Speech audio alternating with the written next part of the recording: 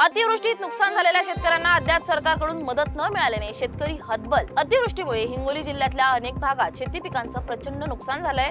दिवाळी सणाच्या तोंडावर शेतकऱ्यांना सरकारकडून दिलेली मदत अद्याप मिळाली नसल्याने अनेक भागातल्या शेतकऱ्यांची दिवाळी मात्र कोरडी झाली आहे। त्यामुळे अनेक पिकांचं प्रचंड नुकसान झाल्यानं शेतकरी सध्या हतबल झालेला आहे। आता शेतकऱ्यांना कधी मदत मिळणार याकडे शेतकऱ्यांचं लक्ष लागलं असून परिस्थितीचा आढावा घेतलाय आमचे प्रतिनिधी श्रीधर वाळवंटे यांनी।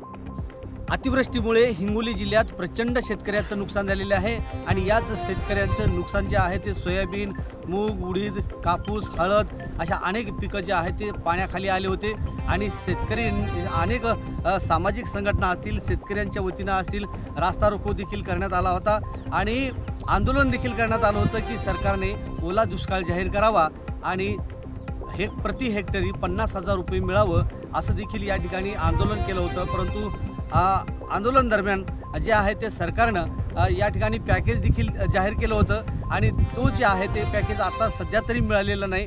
दिवाळी संपून गेलेली आहे। दिवाळीच्या तोंडावर शेतकऱ्यांना ही मदत मिळायला पाहिजे होती, परंतु ती अद्याप मिळाली नाही।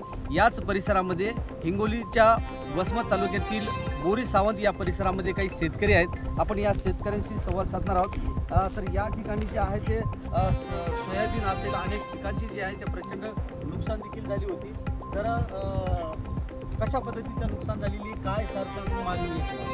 सरकारकडून हेक्टरी 50,000 रुपये द्यायला पाहिजे आणि सोयाबीनला 4,000 रुपये भाव आहे। एकरी व्हाले 3 क्विंटल 4 क्विंटल। या परिसरामध्ये कसा पाऊस झाला होता, किती अतिवृष्टीमध्ये काय काय नुकसान झाली होती आणि कशी मागणी आहे तुम्हाला सरकारकडून, किती मिळाली का नाही खर्च नुकसान? सरकारकडून आम्हाला हेक्टरी 50,000 रुपयाची मागणी आहे। मात्र सरकारचं आतापर्यंत आम्हाला काही भेटलेलं नाही। पण आम्हाला शेतकऱ्याचं समजा अतोनात नुकसान झालेलं आहे। आतापर्यंत शेतकऱ्याच्या आधी काही लागलं नाही, सोयाबीन कापायची गरज नाही। पहा तुम्ही आता तुम्ही मला सांगा की ही जी लेकीवाळीची दिवाळी सण साजरा होत असताना सरकारनं जे पॅकेज जाहीर केलं होतं ते मिळाले का, आणि मिळालं असेल तर कशी दिवाळी साजरी झाली? सरकारचं 1 रुपया पण आलेलं नाही आतापर्यंत। शेतकऱ्याचं हातोनाट नुकसान झालेलं, आमच्या लेकीबाईचं दिवाळी सुद्धा साजरी झालेली नाही। दिवाळी देखील या ठिकाणी साजरी झाली नसताना असं शेतकरी सांगतायत। सरकारने जे जाहीर केले होते तर ती मदत काय मिळाली होती का सर? आत्तापर्यंत आमच्या खात्यात 1 रुपया सुद्धा आलेला नाही। कोण्याही शेतकऱ्याला तुम्ही विचारा। आणि काय झालेलं आहे, या पावसामुळे अतोनात इतकं नुकसान झालेलं आहे की सोयाबीन अक्षरशः काढायचं सुद्धा राहिलेलं आहे। याला मजुरी 4,000 रुपये एकर लागत आहे, याच्यात सोयाबीन सुद्धा निघणं अशी परिस्थिती आहे। त्याच्यामुळे आम्ही हे सोयाबीन तसं सोडून दिलेलं आहे। तर दिवाळी कशी साजरी करणार किंवा काय हे करणार? शेतकऱ्यावर इतकी उपासवारीची वेळ आहे। इकडे धामोडा नाला आहे, तुम्ही अक्षरशः पहा, तुम्हाला इथं शेकडो एकर जमीन बोरी सावंतमध्ये या धामोडा नाल्यानं पूर्णपणे नेस्तनाबूत झालेली आहे आणि सोयाबीनचं पीक अक्षरशः पूर्ण गेलेलं आहे। त्याच्यामुळं इथं दिवाळी साजरी झालेलं नाही किंवा काहीच नाही। कारण लेकीबाळीचा खर्च कसा भागवायचा, लेकराचे शिक्षण कसं करायचं, असे शेतकऱ्यापुढं बरेच प्रश्न आहेत। त्याच्यामुळं सगळा शेतकरी त्रस्त आहे। तरी मायबाप सरकारने याच्याकडे योग्य दखल देऊन शेतकऱ्याला तात्काळ मदत करावी ही विनंती आहे।